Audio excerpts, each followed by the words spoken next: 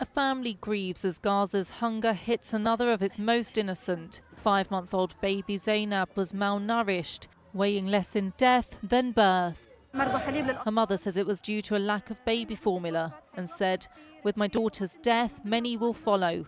Their names are on a list that no one looks at."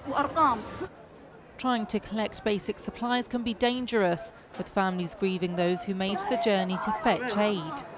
Now, Israel's military says it would pause fighting in 3 populated areas of Gaza to open secure routes for aid delivery.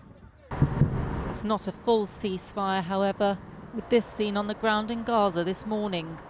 Last night, the Israeli Defense Forces said it carried out aid airdrops into Gaza, including flour, sugar and canned food. They denied deliberate starvation. They released these pictures too, after mounting global criticism of images showing starving Palestinian children. Dozens of Palestinians have been trying to get food for themselves and their families, like at this charity kitchen in central Gaza. Israel's statement on Saturday followed months of experts warning of famine amid Israeli restrictions on aid.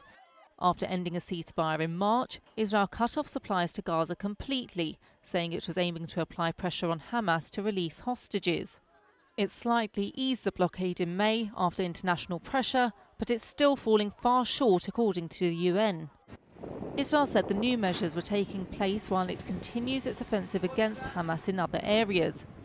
And while many Palestinians will be waiting for this aid lifeline, for the likes of baby Zainab, it's a day too late. Anila Dami, ITV News.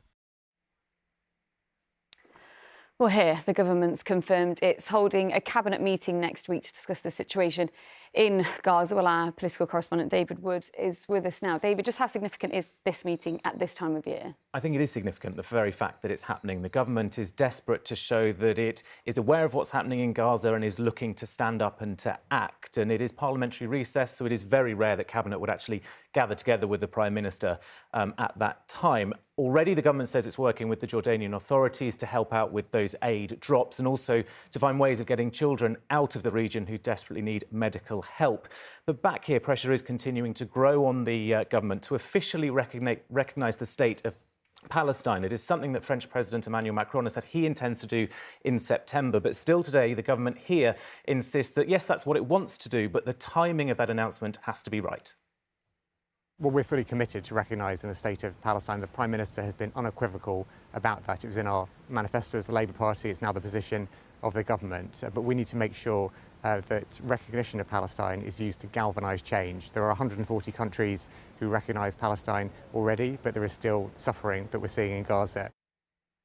And I think this will dominate the Prime Minister's thoughts this week. Tomorrow he's heading to Scotland to meet President Donald Trump. The two men will talk about lots of issues, but they will certainly be talking about Gaza. I think the Prime Minister's team are keen to show that he is horrified by what he sees in Gaza, but he'll only be judged on his actions to alleviate that suffering.